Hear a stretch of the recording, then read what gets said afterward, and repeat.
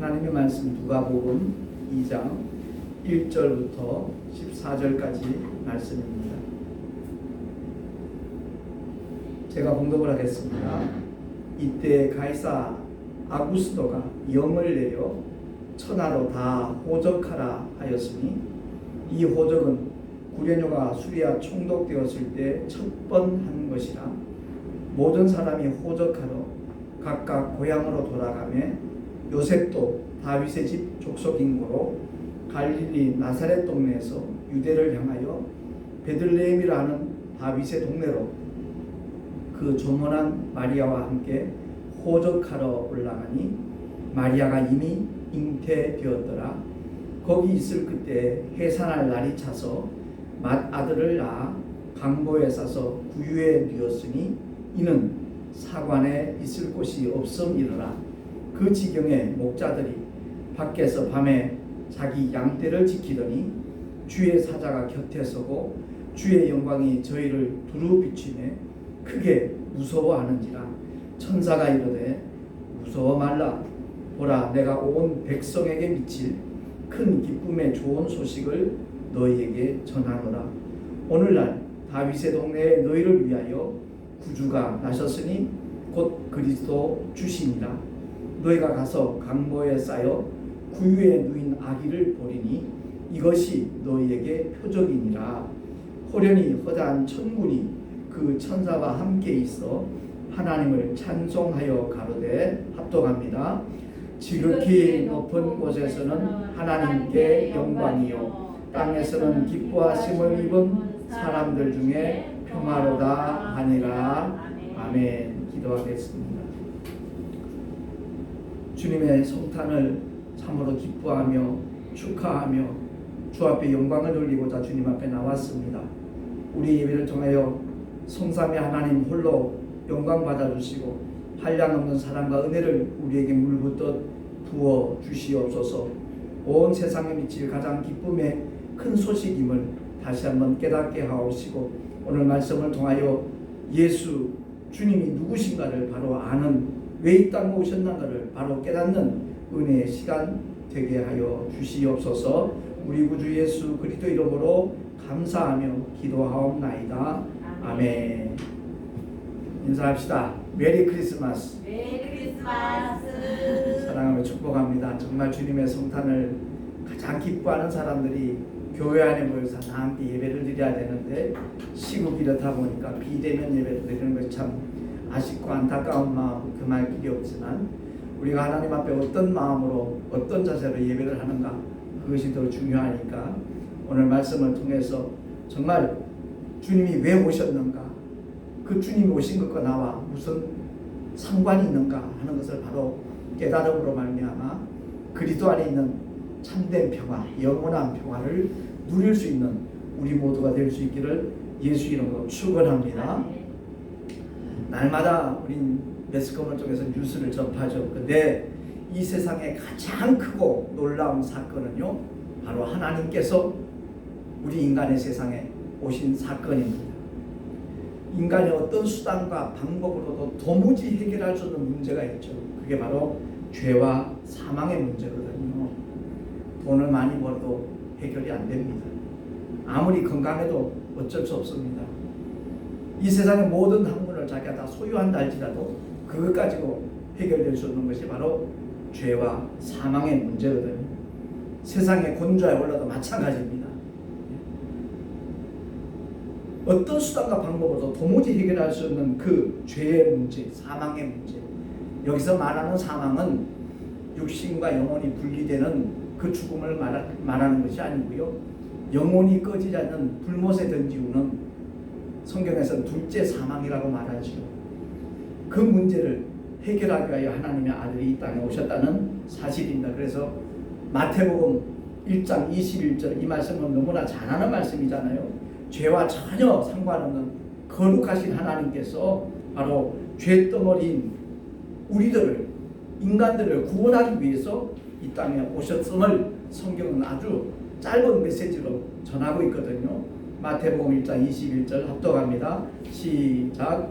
아들을 낳으리니 이름을 예수라 하라. 이는 그가 자기 백성을 저희 죄에서 구원할 자이심이라 하니라. 아멘. 하나님의 아들이 하늘 영광 보좌를 뒤로하시고 이 땅에 낮고 천한 종의 형체로 오신 목적은 단 하나입니다. 하나님은 영이시기 때문에 죽음을 맛보실 수가 없어요. 율법을 통하여 선언하기를 죄값은 사망인데 피 흘림이 없이는 죄를 사는 방법이 없거든요. 그래서 하나님의 아들이 이 땅에 육신을 입고 오신 목적이, 말씀이 육신 되신 그 목적이 무엇인가 하는 것을 히브리서 2장 9절 말씀에 역시 주보에 기록을 해놨습니다. 우리 한 목소리로 다시 한번 천천히 그 의미를 새기면서 합독하겠습니다. 시작.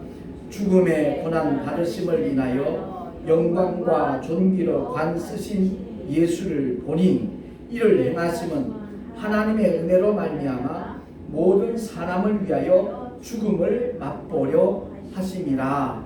아멘. 첫사람 아담의 범죄로 인하여 모든 사람이 죄인이 되었지요. 모든 사람에게 또한 사망이 왕노릇하는 결과를 초래하고 말았습니다. 근데 둘째 아담, 마지막 아담이신 하나님의 아들이 이 고난을 당하심으로 죽음을 맛보심으로 말미암아 그 모든 죄와 사망의 그늘 아래 있던 인류를 해방시키셨다라는 사실입니다. 그렇습니다. 주님이 십자가 위에서 중세시대 화가들은 주님의 그 수치스러운 부분을 갖다가 천으로 가렸지만 성경은 그렇게 말하고 있지 않습니다. 온갖 수모와 멸시를 다, 조롱을 다 당하시고 속옷까지 이렇게 나눠버리는 그런 수치를 당하신 채로 십자가에서 피 흘려 죽으셨어요. 이유는 딱 한 가지죠. 저와 여러분을 구원하시기 위하여, 저와 여러분을 살려주시기 위하여. 성탄절 메시지 주로 이제 평화에 대한 말씀을 많이 전하잖아요. 이 지구상에 참된 평화는 존재하지 않습니다. 오직 예수 안에 들어올 때 그것만이 참된 평화임을 믿으시기 바랍니다. 세상의 모든 종교가 평화를 말하고 있지만 그 평화는 거짓 평화입니다. 불완전한 평화입니다. 일시적인 평화일 수는 있습니다. 그러나 영원한 평화는 하나님과 화목하게 되는 길밖에는 없다는 것을 우리 모두 확실히 깨달으시길 예수 이름으로 축원합니다. 그래서 사도 바울은 로마서를 통하여 이렇게 선언하고 있거든요. 로마서 6장 23절 말씀입니다. 주보에 나와 있어요. 합독합니다. 시작.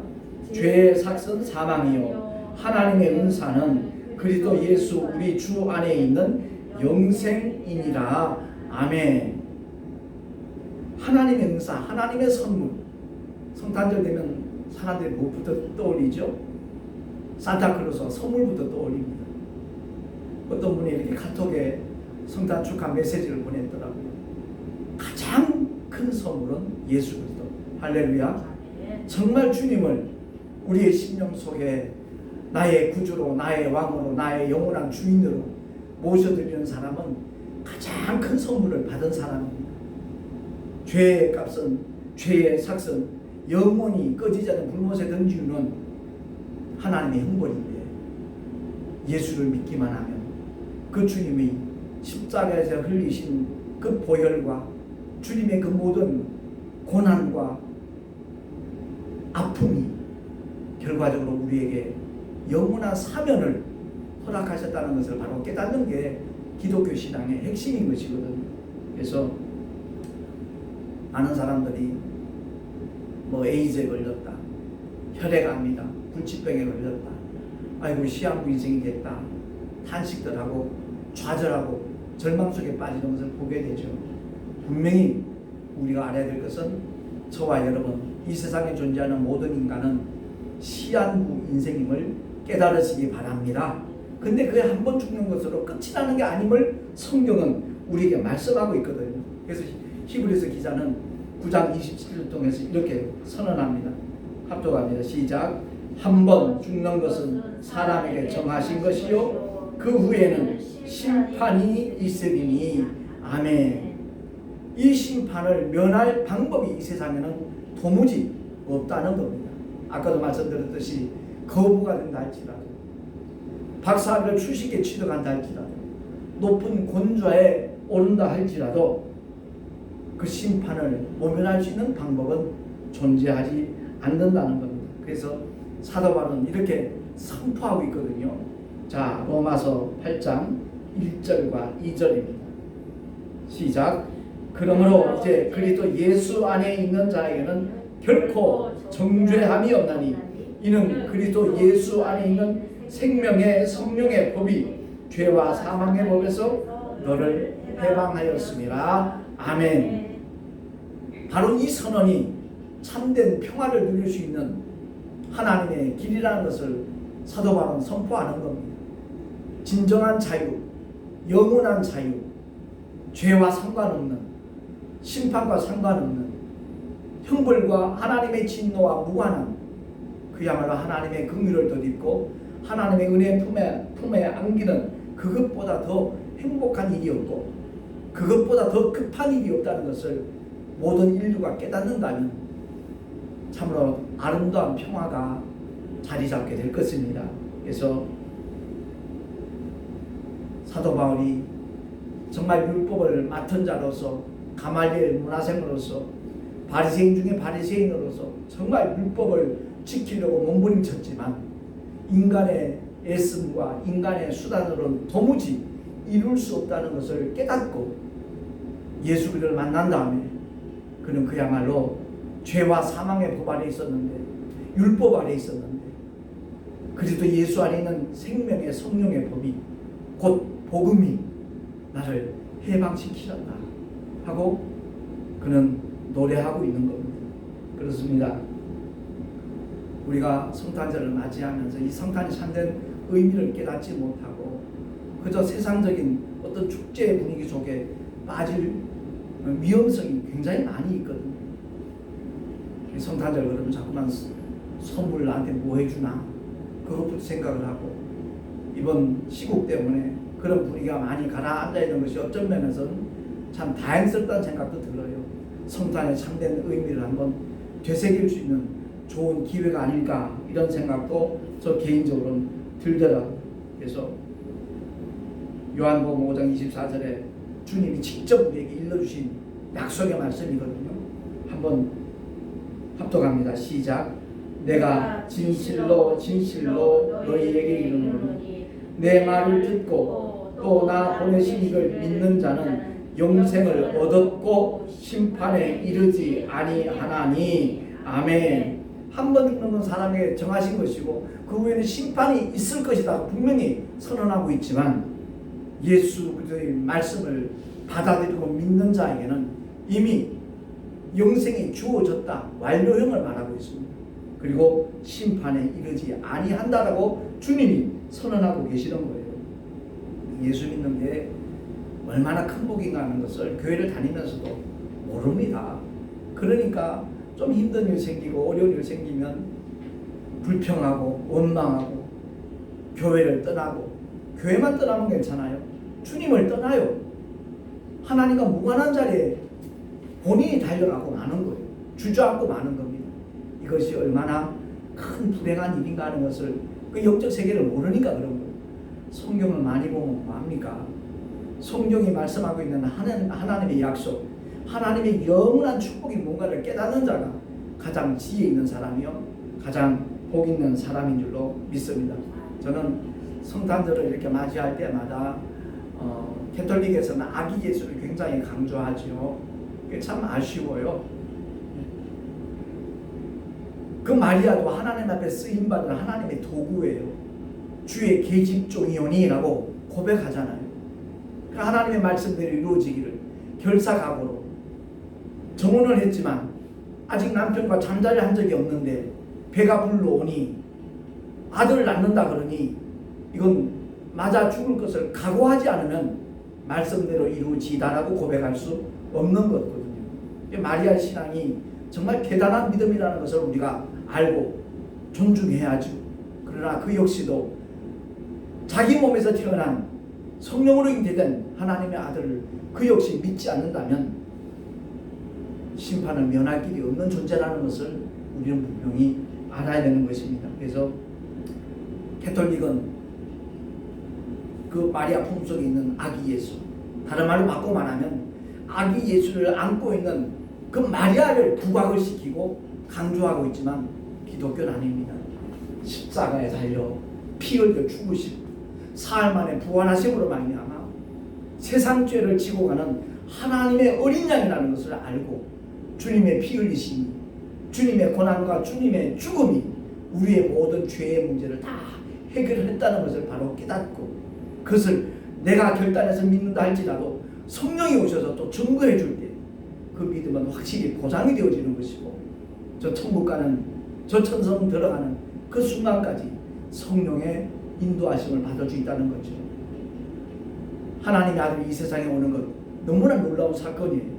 그리고 그분이 공생을 이루시고 난 다음에 약속하신 보혜사 성령 하나님이 내 영 속에, 내 안에 들어온다는 사건은 정말로 엄청난 사건인 겁니다.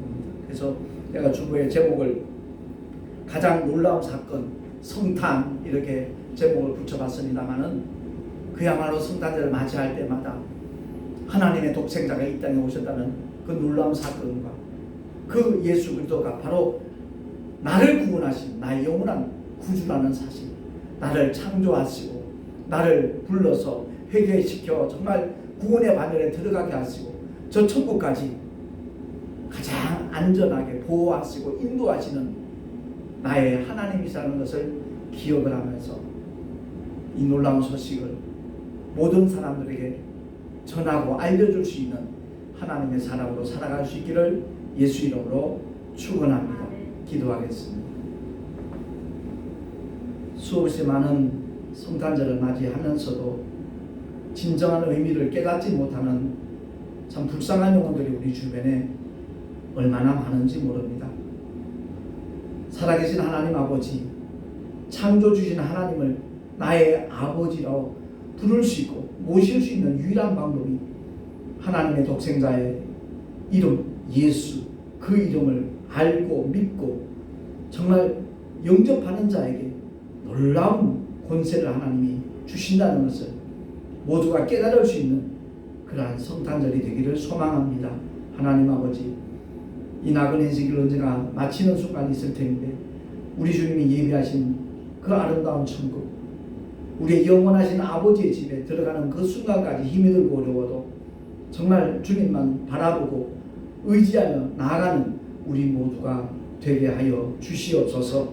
나만 가는 것이 아니라 내 주변에 있는 수많은 영혼들에게 복음을 전하여 함께 저 천성을 향하여 함께 손에 마주 잡고 걸어가고 달려갈 수 있는 하나님의 사람들이 더욱더 많아지기를 정말 애쓰며 힘쓰는 우리 모두가 되게 하여 주시옵소서. 우리 구주 예수 그리스도 이름으로 감사하며 간절히 축복하며 기도하옵나이다. 아멘. 찬송가 116장 함께 찬양하겠습니다.